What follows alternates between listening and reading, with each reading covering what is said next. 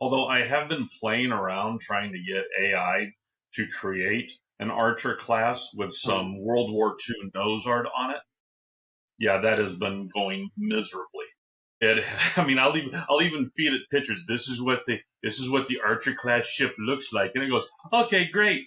Here's this abomination. There's actually a guy who output some 3D models that actually have that nose art you're talking about. I'll send that all to you tonight. That's sweet. So so Sweet. so folks, this is Ash and I'm Sean. If you're not familiar with who we are and you've been watching our show, what have you been doing? Is See this ya. like great white Oh noise? You're wow. just not paying attention, but okay, whatever. So No, we're I was your just hosts for the show. getting everything going. Yeah, we are. We're here, and we're here to talk all things Trek. And I've been watching some interesting stuff online here recently. I finally watched the Prelude to Axanar, Yeah, and yeah, they went and it, fast and loose with the canon on that one a little bit. they did. They kind of But smashed then again, Enterprise into it, and we're like, hey, we're gonna get Gary, the Vulcan ambassador, in it. And I was like, wow, that's kind of impressive. You got the Vulcan ambassador, but you just sort of like, well, but that's the thing is throughout the years, whoever has owned the IP for Star Trek has played fast and loose with the canon. Things have been changed so many times. So it is what it is. It's an entertaining wagon train to the stars.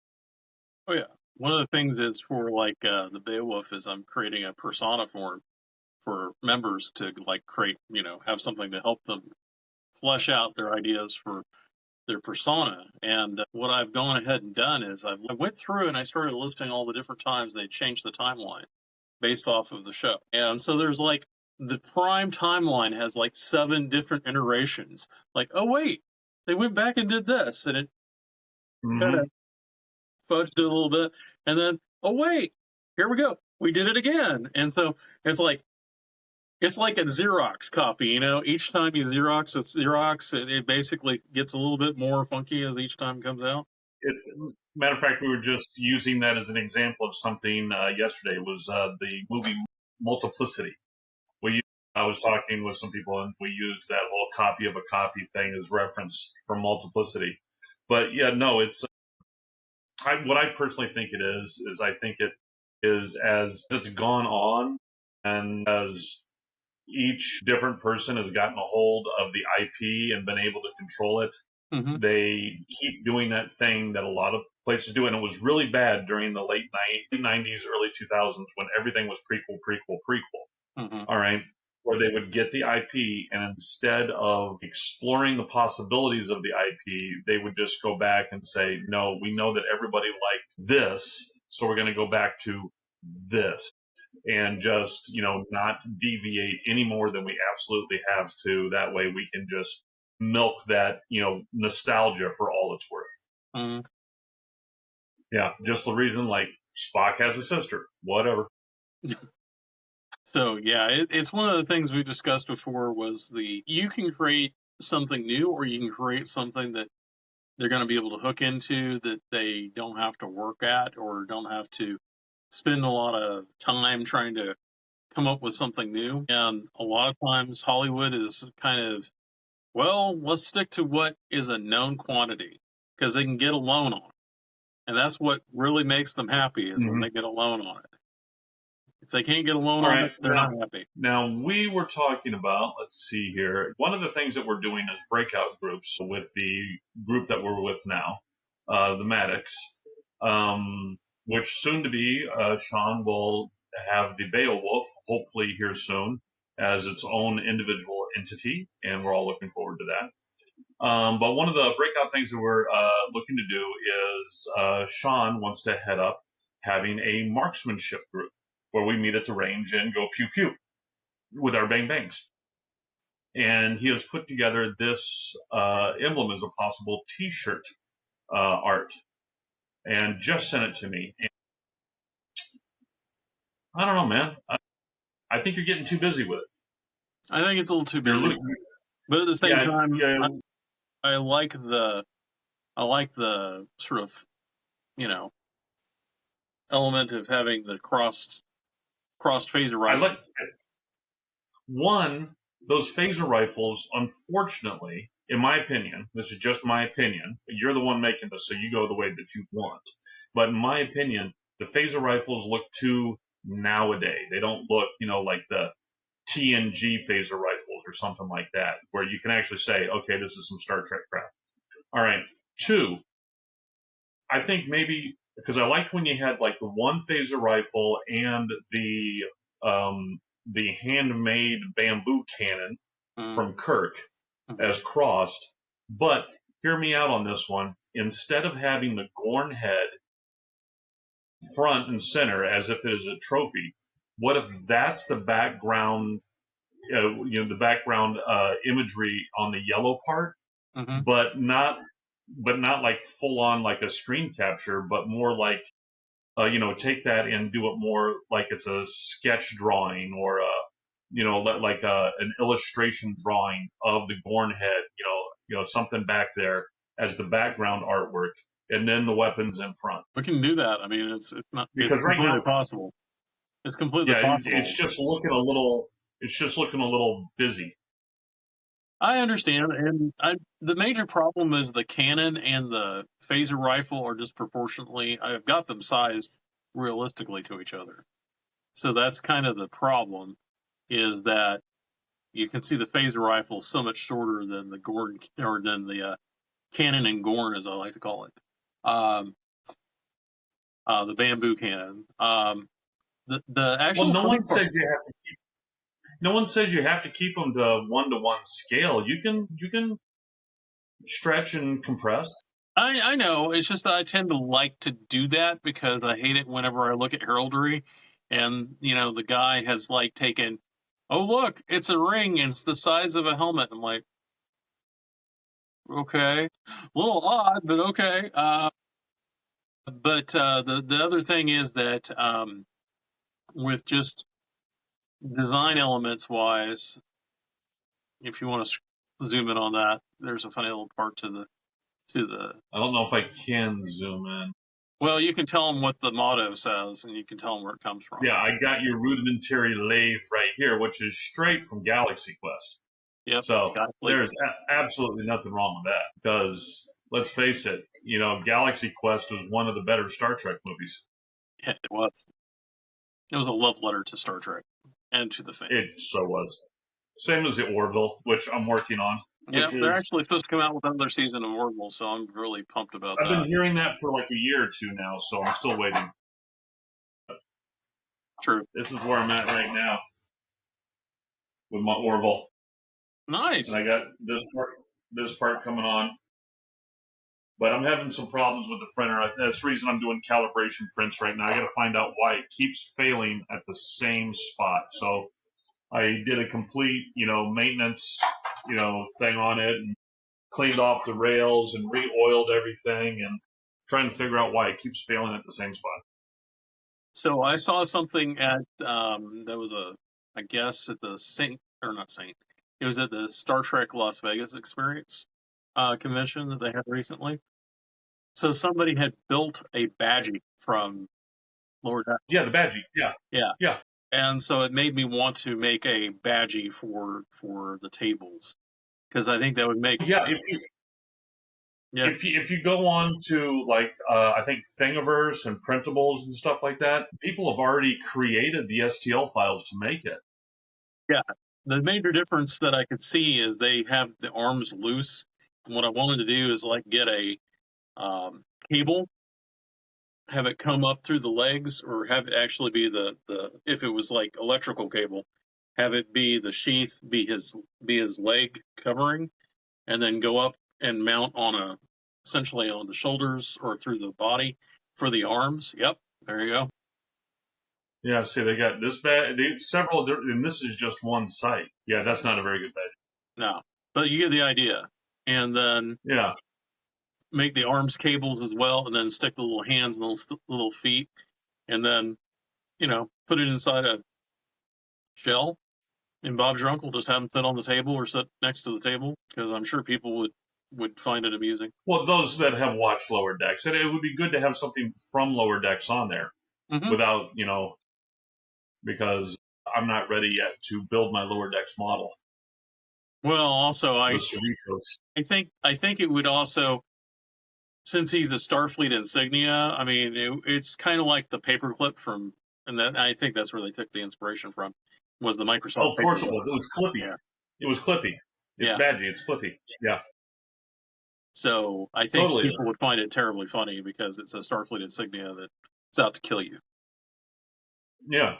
Hey, I'm Badgie. Now, Can I teach you something? could we run some electronics? Oh, dude. So I saw this one on this one model site that I'm on, where guys make models. Where if you go on the Gambody, you can get a whole model of the tower, Sauron's tower with the eye, thing.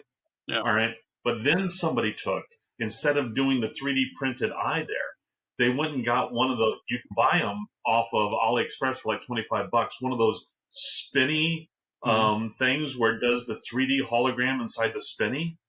And they took that and they mounted that where the eye goes, and then did a whole imagery of the eye looking around, and it all looks 3D on that spinny thing.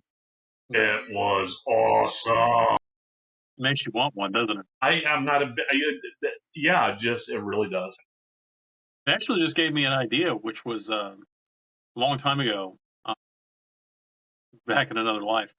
I had this idea of like creating the full scale Guardian of Forever, and I've actually measured it out and and figured out how to build it. Basically, what you do is you build it in sections, and you basically slide it into position, and you have lights in it.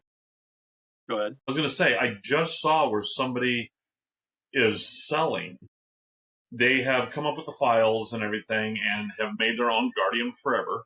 All right, and have not necessarily resin printed, but I think they actually casted it and are selling now, where you can buy the whole as a thing and you can assemble and paint it and everything. I think they were going like $125 for the and it was the right size that and for scale they put a Luke Skywalker model, like he was walking into the thing for the so it was scaled right for a Luke Skywalker figure.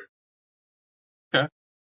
Well, I remember the one where you push the lightsaber out of his arm. Yeah, that's the old Kenner style. Kenner. Yeah.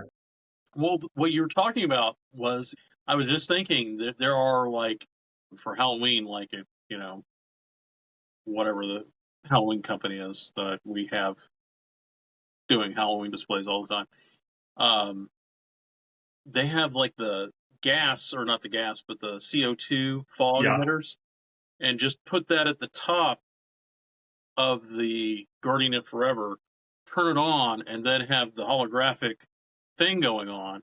And then, like the original series, you could have like little film clips playing of like different things from history, and then have the audio clip playing where it goes, "Let me be your guardian," and have it playing. Now, there are all kinds of straight LCD panels, from teeny tiny that fit on a frickin', basically fit on this size, printed circuit board, PCB, to, going up to larger ones, that it's just the LCD panel, nothing around it or anything. And so you can use it in your projects any way you want, and just, tie that straight into like a Raspberry Pi or something like that in order to run the video. You can do that easy. Cool. I got faith in you. Do it. Well, let's get the Beowulf launched, and we'll get the hunting group. But I was thinking, for the Clippy, what I've seen people do, or something like that, is they get the spinny, 3D thing that they normally play advertisements on and stuff like that thing, and then they put it into a clear acrylic box, so nobody can touch it and crap. And then they put that in there, but then you could run the Clippy videos and stuff like that, and have it so he's inside the box. Hi, I'm in my own little hollow chamber, and that could be doable. I wonder how much those are on AliExpress. I'd have to take a look. I'm spending way too much in PLA as it is right now, so maybe not. I feel you. So we probably ought to get on to our topic, but I did want to sort of stay into it, kind of, because we had a little discussion at the last meeting about a thing that had changed with the IP and whatnot. So since you watched the Axanar film and you're fully aware of all the different fan films out there, do you have any favorites for replacement videos for the table for the upcoming convention? Well, no, I haven't really sat down and put together a playlist yet, which I need to do. Is I just need to come up with a playlist, make it private, throw it onto my YouTube, and then I can just have that play through. And that's what I'll do. I'll probably throw in the Axanar one. I'll throw in the one that's got Uhura and Sulu in it. Those ones. And just the different ones like that, the different, fan films and stuff. And I've got to throw in Steam Trek. I mean, you got to have Steam Trek. You're going to need to have something that is near and dear to your heart, which, because you're a Prime Directive fan, it's called Of Gods and Men. It has a lot of Starfleet Battles stuff in it. Of Gods and Men. Yeah. Look up Star Trek Of Gods and Men. Star Trek, yeah. Helps if I put that on there. Yeah. Otherwise, you'll kind of get it. Yeah, that's the one with Uhura in it. Yeah. And it also has the guy played Charlie Evans. But yeah, there's a lot of Starfleet Battle stuff in it. Yeah. Which would be right up these are all great things to put up there. And like I said, anything, because right now, especially with Skydance taking over the Paramount stuff, the Starfleet International, a Star Trek fan group, is being extremely cautious in making sure that, don't do anything that pushes the envelope of using, copyrighted material. Mm-hmm. And apparently, from what we understand, some people have gotten, that were playing stuff on their stuff, have gotten cease and desist. Yep. Yeah, and we don't want that. We don't want that at all. So we will make sure that, none of that's playing anymore, which is fine. Yeah, doesn't bother me. So, that's just one less thing I have to have tethered to my damn phone as a hotspot. So, good to go. So, on to the show. So, did you get a chance to look at some of the links I sent you with the... Yes, I did. Now, I am a bad boy. I have not watched this week's episode yet. Okay. So you I was stating that because next week I'm going to be up in South Dakota, and I'm saving that as something to watch while I'm up there in a hotel room. Fair enough. But I did watch the weeks before. The what is it? The tale of the shallot who ate its tail.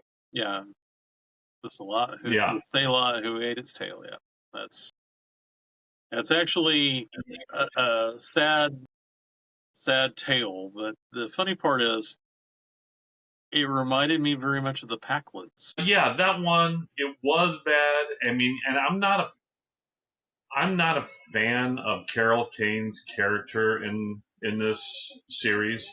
Mm-hmm. And Pila, I'm sorry. I think she's way too flighty to be the damn, chief engineer on the flagship for the fucking Federation. Excuse me. I think you actually pulled up the article for the last one that just aired, I think. Maybe? No, you got the right one. You got the right one. I'm sorry. Yeah. I was misremembering when they hooked up the phones. Yeah.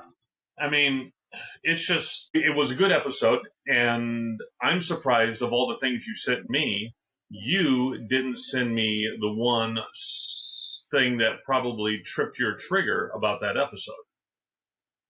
And let me share that, and you'll be like, if you didn't know about it, you're going to be like, oh my God. Windows, this one, share. Right there. Yep, TARDIS. The TARDIS, which now makes it official that Doctor Who and Star Trek are in the same universe. Or cross-connected somehow. Same universe. Multiverse, whatever you want to call it. Like, they're there. There's no mincing. Slammed it together.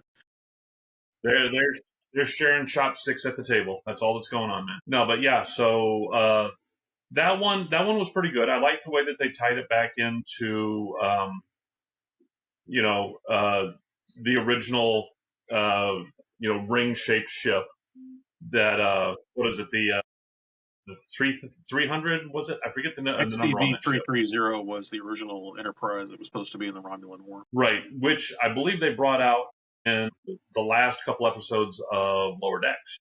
Yeah, they had that in there. It's a cross-dimensional rift maker.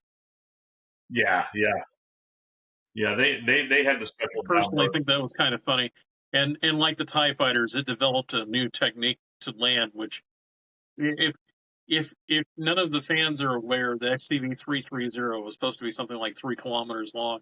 So the one in Lower Decks is a lot smaller, but it also does the same thing that Moff Gideon's TIE fighter does, which is it can fold and then land on a surface. So that's how you get a ring ship to be able to land on a surface if you fold it down. Well, that's how you shoehorn a vessel that wasn't supposed to ever leave space to get it to land on the surface. There you go. Because it wasn't. I mean, it was. A lot of these ships are meant to, be in space only. They would never survive in a gravity well. Yeah. Especially, landing. And that one should not land. I'm sorry. But, mother is the necessity of it.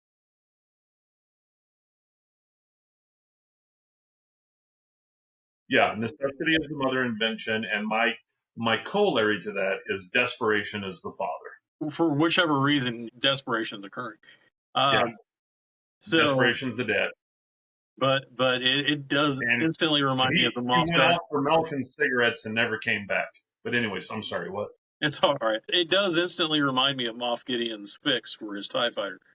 How does Moff Gideon land and get out of his TIE fighter inside the square? Well, we made the wings foldable now because that's what we're going to do. Why didn't you just have it land on its wings and drop a ladder down? The easy way. I didn't film it.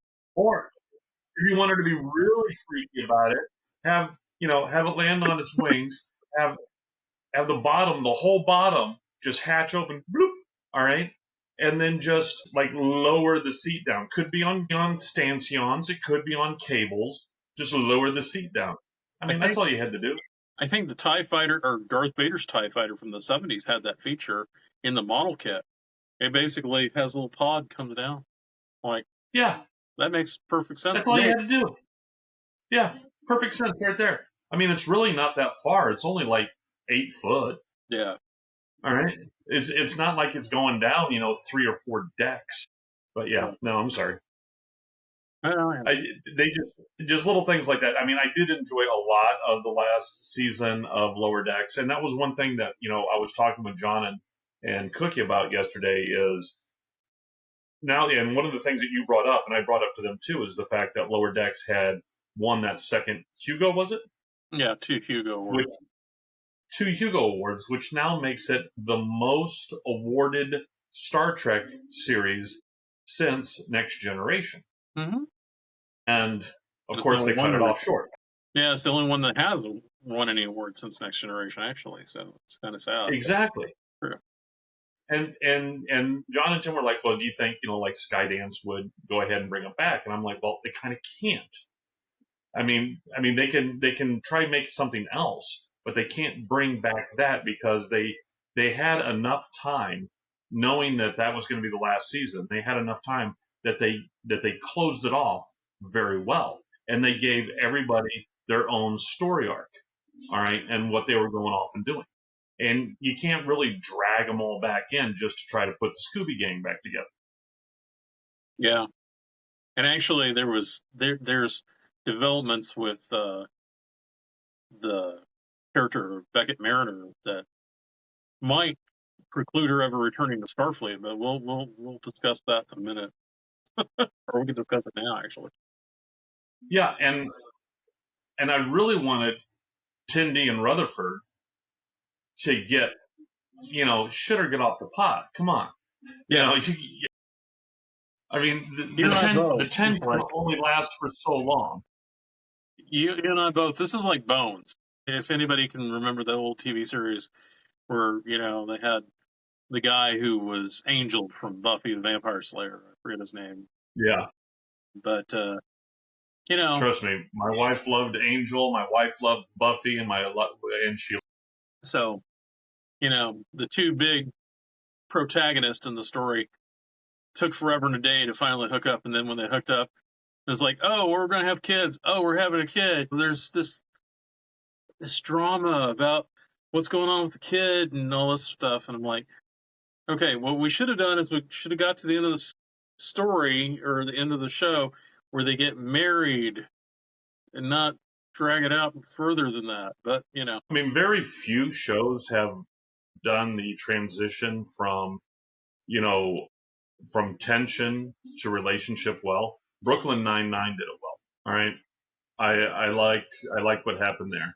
But one where they completely screwed it over by getting rid of the sexual tension.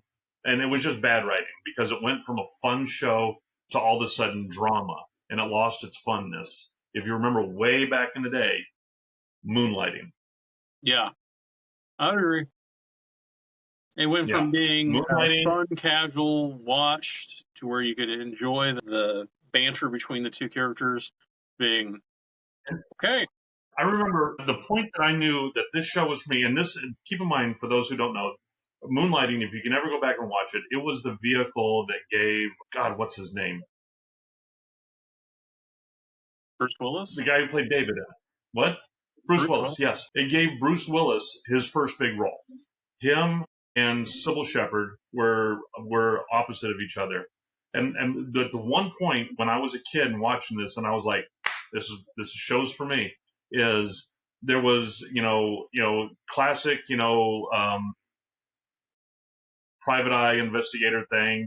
There's they're chasing the bad guy, doing whatever. This is getting towards the end, all right, of your 1 hour show, all right. And at the last, at the last bit, they're chasing and all the stuff like that. Blah blah blah blah. Then it goes to commercial, and when it comes back, they come into this one guy's. I don't remember if it was his office or his hospital room, or whatever. Comes back, and David, it just lays out why the guy is the bad guy. All right, just lays everything out, and this and this and this and this, and you did this, and this is how this happened, and this how this happened. And then Maddie, played by Sybil Shepherd, she looks at him and goes, "When did you figure this out?" He went, "During the commercial." And I was like, "All right, fourth wall break. This is my show." It was and then they did that whole. Then they did that one where they did remade The Taming of the Shrew. Mm-hmm. That was the one. Yeah, that one. That was a big thing when they did that. I mean, and it's doing stuff like that. That was turning into fan favorites that led to stuff like Buffy the Vampire Slayer doing their musical episode, which led later on to almost every show having a musical episode. Once they went long enough, like Scrubs had a musical episode. Strange New Worlds has had a musical episode. Yeah. So what you're saying is Generation X, we have our chain reaction events. Like the one particle hits, splits, causes it, and then, yeah, I agree. Well, it's like they say, if you go back in time, you can't do anything because one little thing can change everything. But people who say that never realize that if you just change one little thing now, you can change everything going into the future too. So make the change now, kids. And knowing is half the battle. But yeah, so. And Thomas still gives me a look. I like the fact that Lower Decks has won the awards, and that is a wake up call to the studios that this is the route that they should go in. All right. Yeah. Because not only is it the most awarded now since Next Generation, it was also the cheapest show for them to make because everything was just animated. Hopefully that doesn't mean that they're going to go straight animated because that would suck. But I'm thinking that they need to bring more humor into things. All right. And that was one of the great things about Lower Decks for most of its run is, like I always say, it was the small stories. All right. There was some overall arc going on in there, but for the most part, it just told small stories. And that's the kind of stuff that people can put on and have it in the background and just binge. So that's what they need. And I'll be putting that in my letter to the new Skydance company, and I'm sure they'll read it. Well, the other thing is that you say like they don't necessarily care, but if enough people, echo your sentiments, then they will notice. I mean, that's the thing about this day and age of social media. It doesn't necessarily take a lot to start an avalanche. Just got to push the little pebble in the right spot, and then the next thing you know. Mm-hmm. I will say that the thing that I'm actually surprised by is that because Lower Decks has had such an effect on Star Trek in a positive way, I think that it has led to Strange New Worlds taking itself a little bit less seriously, which I think is a good thing. They are kind of, but that's the problem is they are kind of not taking themselves as serious as, like, let's say Discovery did. Yeah. Or Picard. But, yeah, I don't know. I just don't know how they're going with the story in Strange New Worlds. I mean, it just seems very like it's going to end on a bad note, Well, this leads to... I know it's Pike getting fucked up. I understand that. Well, I actually have a feeling this is going to be one of those prime timeline moments, like you're like, what could go wrong? What could go wrong with this story? And I'm already like, they've already let you know where it's going to go wrong. It's not Pike, it's Patel, because there's the problem. Because they went, hey, what we're going to do is we're going to take this Gorn and we're going to stick it in this captain in Starfleet, and we're going to shove it together and we're going to create a hybrid, and it'll be good. So Patel. Patel, the Pike's girlfriend, Captain Patel. I didn't know. I didn't know the B. Yeah, Patel. Batel. I think that's her last name. I thought you were saying P as in Papa, not B as in Bravo. Yeah. Let's see here. And I'm sorry, to me, she will always be, Captain Batel. Yeah. She will always be Mrs. McMurray. So, here's my forecast. Mark my words. And this is how bad could go. Hey, the Gorn are not the Gorn. What are we going to do? We're going to go back in time and change them. How are we going to change them? Well, Captain Patel is going to go back in time and change them. Oh my God, is she going to make the Gorn turn into rubber-suited dudes? All right. That's my bet. And then she's also going to make the Klingons change too. And they're going to ditch all that crap. And they're just going to go straight to the, we're not quite wearing blackface, but we're getting pretty damn close to it. That's kind of how I feel. Because I feel like, this is like this big, hey, we're turning her into a hybrid. I'm like, really? You're telegraphing this like 2 seasons before. Oh, yeah. But here's the thing right now is there are, this is season 3, right? Yep. We know that they're only contracted to 5 seasons, and the 5th season's only going to have like 6 episodes. All right. That's what we've been told. And we have to get rid of Ortega. Mm-hmm. We have to get rid of mm-hmm. We have to get rid of Mbang. Mm-hmm. All right.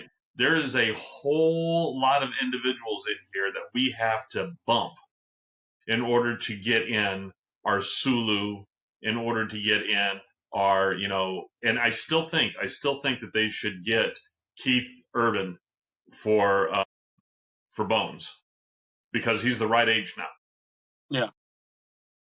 And he looks although too. He's a bit stockier than what DeForest Kelley was, but it's the times. Yeah. No, they still have to do all these individuals over. And the one thing that always confused me is, all right, so is in season 3 now, because in season 1, Uhura was an ensign. Mm-hmm. She was a cadet. Yeah, she was a cadet. All right, so is she an ensign now? I think she's a lieutenant, I actually think, but I'm not sure. So if she's a lieutenant now, all right. I think she's Lieutenant Deputy, to be honest with you. And Scotty is a lieutenant. What? She's higher ranking than we are. Yes, she is.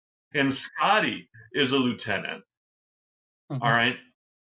How is Scotty going to be a commander while she's still a lieutenant? He's going to have to bust out the miracle worker chops. We're going to have to bring back the patriarchy. That's what we need to do here. All right. We're going to flush diversity for 2 seasons. All right. That'll Then make we're going to some bring it people back. happy. No, I am interested to see how they're, if they are going to go for a full conversion of everybody over, or if they are just going to convert a few people. Because if I remember correctly, who was the doctor in the flashbacks on the cage? That would have been, Boyce was the one in. There's 2 different doctors. There's the guy who is the Philip Boyce, I think, is the one you're talking about. Well, no, I don't. Yeah, Dr. Philip Boyce by John Hoyt was playing him. I was trying to remember the other guy's name as well, because I'm like, what other guy? They're from Where No Man Has Gone Before. McCoy doesn't show up in the very first pilot for Kirk's Enterprise, or for Kirk's run as captain. There's another guy who's kind of non-memorable in my case. I can't remember his name. Sorry, whoever you are, but Man Trap? In the Man Trap?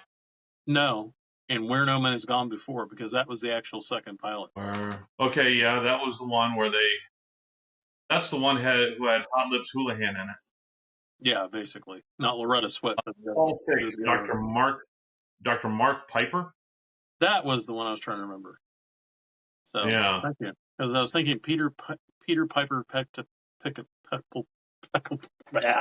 you know what I'm saying. You leave your mnemonics out of this. But yeah, that's kind of the problem with the stories, is that, you got this retinue of people, and you got to deal with how they get dealt or turned out. I think Pelia is probably the easiest one. She can just go back to Starfleet Command and start working on starships at Starfleet Command headquarters or Starbase 1. Yeah, she's virtually immortal. Yeah. But the rest of them, I'd be like, this could bode poorly for you, especially for Ortega, because there's sort of the same thing going on with Batel that she has, which is, you got infected with Gornitis. We don't know what's happening to you, but you've become more edgy and more angry. And you have this... She just got PTSD. You think that's all it is? I think she just has PTSD. I mean, let's face it, that was a very traumatic thing that she went through, almost bleeding out while piloting that thing. True. Which, yeah, I mean, that's basically what they keep going back to is, just that whole incident. It's not like she's manifesting some inner Gorn, not like Batel is. No. Batel. Not Mattel. Not Batel. Yeah, no, not Batel. No. Mrs. McMurray. Which I love the fact that if you actually go into Letterkenny and look at the cast of characters in Letterkenny, she is cited as being Mrs. McMurray. She is never given a first name. Everybody just calls her Mrs. McMurray. Almost like Boothby. I don't think he has a first name. The guy who played My Favorite Martian. I don't think he has a first name. I'm sorry. He was Popeye's dad. All right. That's who he was. Boothby. Mr. Boothby. Yeah, that's all we got. Yep. I was like, I think they gave him a first name in the encyclopedia, but I don't think that's been considered canon. So, but yeah, I'm looking at memory, and they're not giving him a first name. Yeah, I've been actually watching Letterkenny, so I've been dipping my toe. You have? Yeah, it's good. How far have you gotten? I'm like at episode 7, I think. Okay, good, very good. I mean, it has good episodes, it has bad episodes, but what makes it is just the banter. The banter they have is what makes it. And although if you're on episode 7, season 1, I mean, you're basically, have you gotten to where they're fighting over the cigarettes yet? Not sure I have. I don't think I have. when the degens get cigarettes from the natives and are selling them and undercutting the natives, and so the natives are gonna kick their butts, and so the townspeople, yeah, okay, Yeah, I don't think I've got that's that. when that's when you really start meeting Tanis. Yeah, she gets a lot to play, and that was one of the things too that was really good, and a lot of people praised about Letterkenny. Is one, they actually used real First Nation people from Canada. They actually used real First Nation actors, and they had the First Nation actors as writers. So it was realistic and done correctly. And so even though, there's a whole lot of, some fights on the reservation and, Auntie says do this and all kinds of crap like that. Well, when she's saying Auntie says do this, it's because her ass was in the damn writing room saying, no, this is how it happens on the res. So this is what we're doing. So Scott, Yeah, so that take was note. Whenever you have First Nations people in an episode or a show, guess what you need to do? Yeah. You don't need to be putting in, Chakotay. I'm sorry, but all the things that they had Chakotay doing was so cringe. I still laugh because his tribal tattoo has the engineering operations symbol in it, which I've shown you before. Well, yeah, you remember? Yeah. It's like right there emblazoned on his temple. I'm like, yeah, that's a real Native American symbol you got there, not First Nations at all. Yeah. It's very Star Trekky. Very much so. I'm trying to see here. Okay, here it is. I'm pulling it up. Of course, it's on X. No, this is when they were just doing the original line drawing for it. You're going to share it with the kids at home? Okay. Sure. I'll share. I'll share so hard. Anyway, that's when they were doing the first test drawings on it. Yep. But yeah, no, that was Robert Bell. I'm trying to see if they had any. Not seeing on this. Let me. Okay, make that big. Well, you can always go to Trekport and grab one from there if you ever need it. It's a good place for screenshots. This one. Yep. I don't know if you can. So I can't zoom on that one. Yeah, I'm not. Yeah. Where's the engineer symbol at? Right where your pointer is at, right there. You pointing right at here it? At temple? Yep. Oh, it must be really small. Well, it's about the size of his eyeball, a little bit smaller maybe. Okay. I'll see if I can get a better shot of it for you. Yeah, but don't worry, I'm not going to have that as a tattoo. What? You don't want to have a operations insignia on your? No.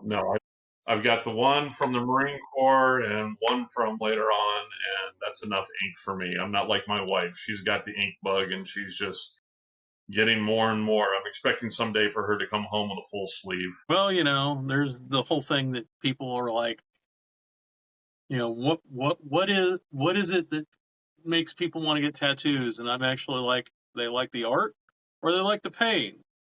It's either or both, maybe. I mean, yeah, it's an art, and also it's a great way to commemorate, something. I had like one person I knew, this girl I dated, her sister-in-law, she had a cool tattoo where it was on her calf region, and it was like an English ivy vine.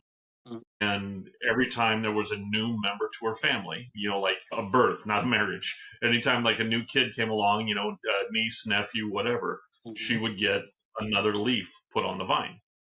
So there was so, people do cool stuff like that. And, I always love when people say, well, how's that going to look when you're 90? I'm like, first off, I'm not going to make it to 90.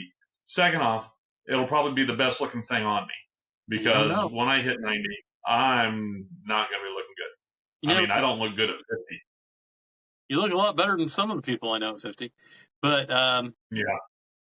But I will put it this way: what if your Furby overlords or your evil alien overlords go ahead and decide that, hey, we really like this Ash person because of his podcast. We're going to keep him alive for the rest of eternity. Sweet. I'll probably get a tattoo to commemorate that. Oh, Furby on your chest. No. It'll be straight binary. Oh. I'll have. I love my AI overlords done in binary. That's what I'll have. So you've heard, and just to sort of let the audience members know, there is another interstellar asteroid flying through the solar system, and it's doing a flyby that's curious because it's passing close to Jupiter, Mars, and Earth. Yeah. They've announced that it's been making what some people are calling course corrections. They're heralding the possibility that it's an alien starship come to do something. And I'm like, hey, if they want to come down and take over the planet at this point, I'm like, yeah, Yeah. I'm not against it. feel free, have fun with that. Yeah. I mean, what are they going to do? Enslave us, work us to death? Not let us govern ourselves, and basically ruin the environment and the economy? Too late. We've already done that. Congratulations, you're only adding on to what we've already done. Good luck with that. So here it is. Here's going to be my tattoo in binary of I love my AI overlords. Or, let me see here. Can I do it? It was decimal, octal, hexadecimal text. Maybe I should do it as a barcode. Barcode. So it's easily scanned. Yeah, barcode, so it's easily scanned. I'm trying to zoom in. It just doesn't. It doesn't look like it to me. It doesn't look like the. I see it now. I see it now," said the blind man. Okay. I was thinking the wrong engineering emblem. Yeah. My bad. It's okay. But yeah, I wasn't thinking that. Yeah, you have to sort of twist it. You have to rotate it a little bit, but it's there. Right. It's quite noticeable. Star Trek engineering badge. Yeah, there it is. All right. But other than that, yeah, I am enjoying that we do have Star Trek on. I'm not going to poo-poo the fact that we have Star Trek on to watch. Mm-hmm. And I have been reminiscent. I haven't watched an episode of Enterprise in the last week or so, so I need to get back on to watching that and get chugging through those so I can start watching Discovery. And just saying the name leaves a bad taste in my mouth. Quick, let's navigate the mycelial highway by torturing this tardigrade. Did we get to discuss the Star Trek United news last week that we were going to discuss? I don't remember if we did or not. I think we touched on it, maybe. I do not know the Star Trek United you speak of. Star Trek United is the thing that I actually think would be right up your alley, which is Scott Bakula returns to Star Trek as the president of the United Federation of Planets. I think I have heard some scuttlebutt on that. Mm-hmm. All right. And, but I wasn't sure because the way that they were putting it, that they were looking at doing it, mm-hmm. was, I didn't know if I liked the whole idea. I liked the idea, but I didn't like how they were going to be doing it. That's where I was actually curious on your take on it. Yeah. Remind me what would their plot line they were looking for? They're basically thinking that they're going to have the Federation be in a period of tumult as it's coming together. So the Federation has been formed, and apparently, as a society, there's a lot of drama with principalities and powers that are trying to vie for position. What Paramount's trying to sell it as is the Star Trek version of The Mandalorian.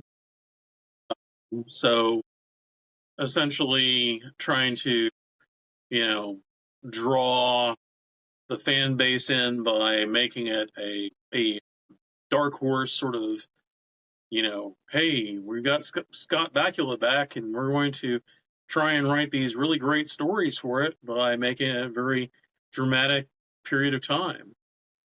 Which actually, my concern is going back to being too serious again, because this is going to like the DC problem. And we've talked about this before with DC Universe. Oh, it's so dark. Are you from the DC Universe? Type of thing. Yeah. And I kind of, yes, I know you're there. My cat's like, by the way, have you met me yet? I'm your cat. Yeah.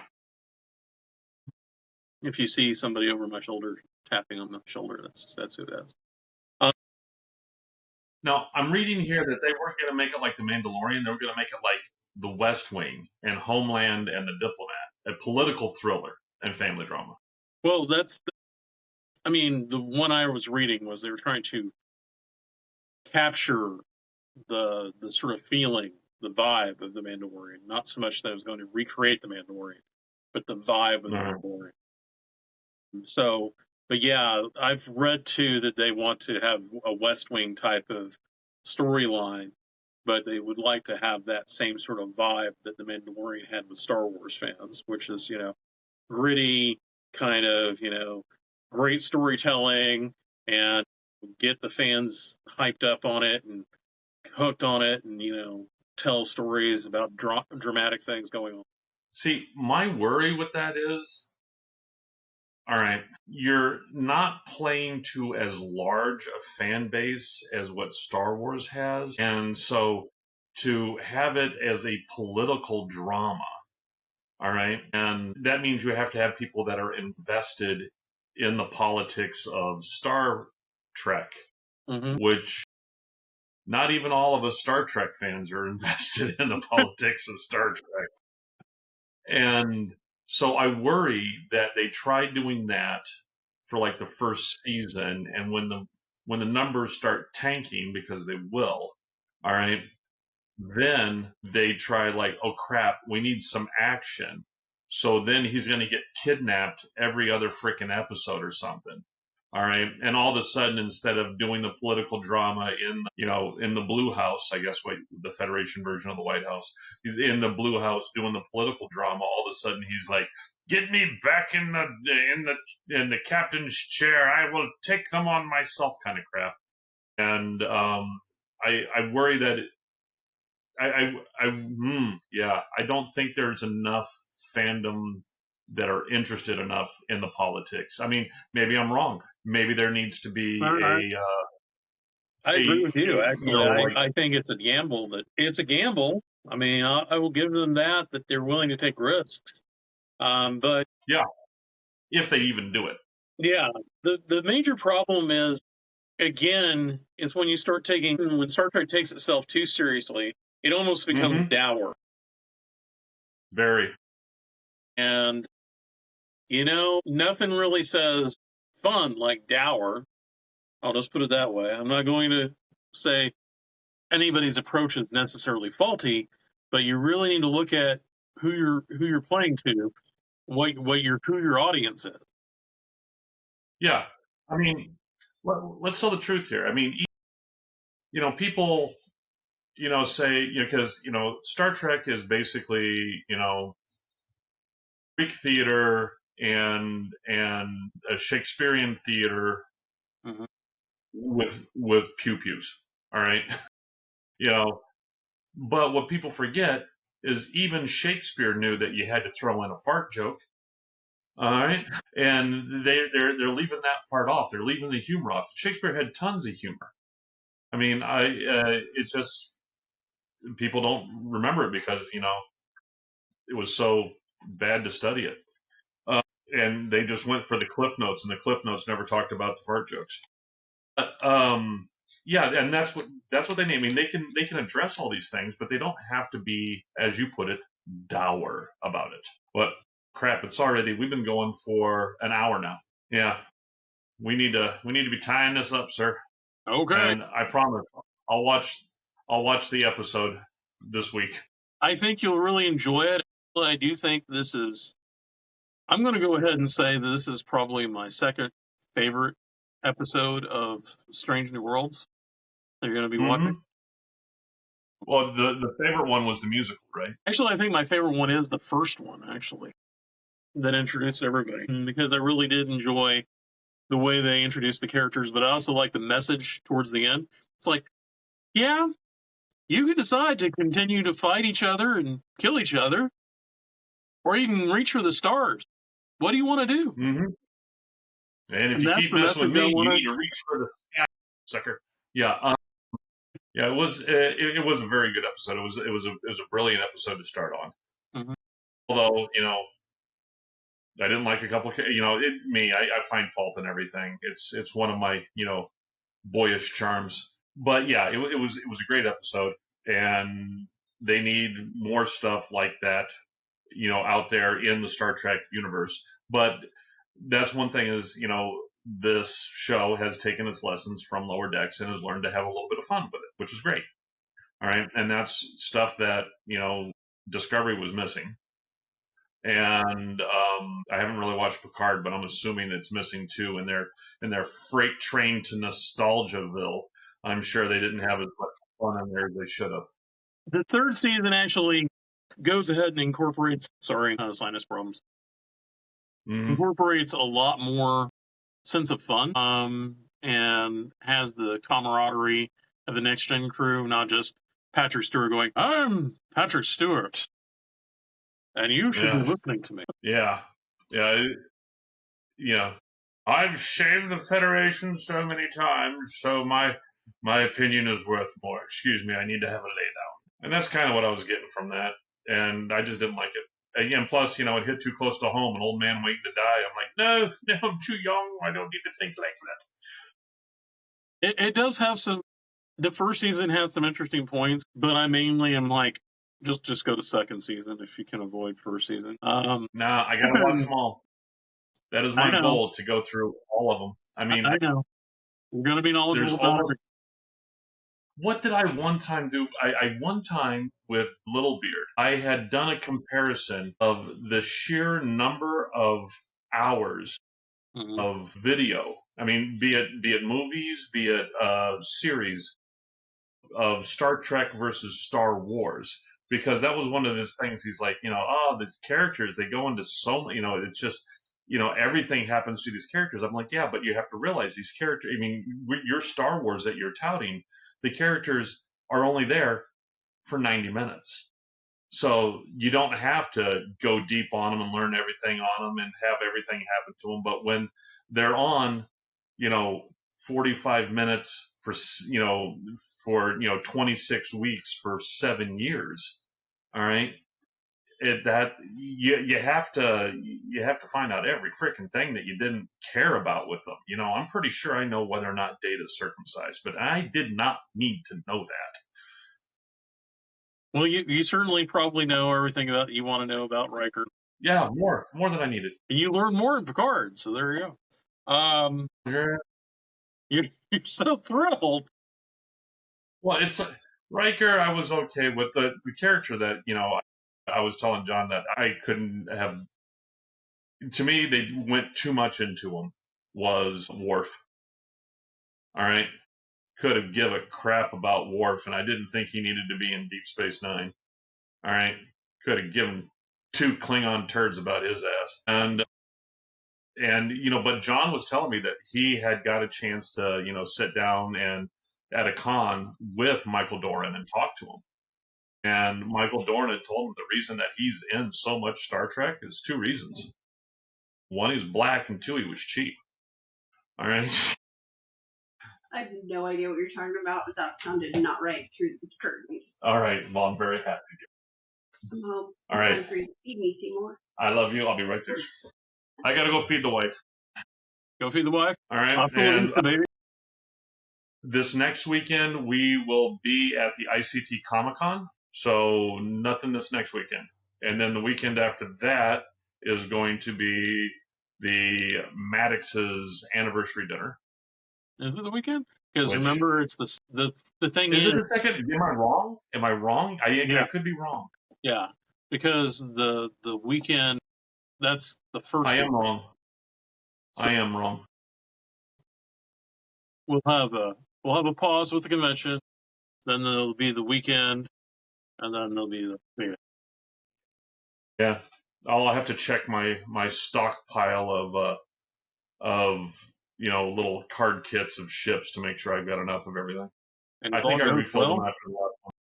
If all goes well, we'll be launched and flying through the avenues of the great Milky Way by Star Trek Day for the Beowulf. Yeah.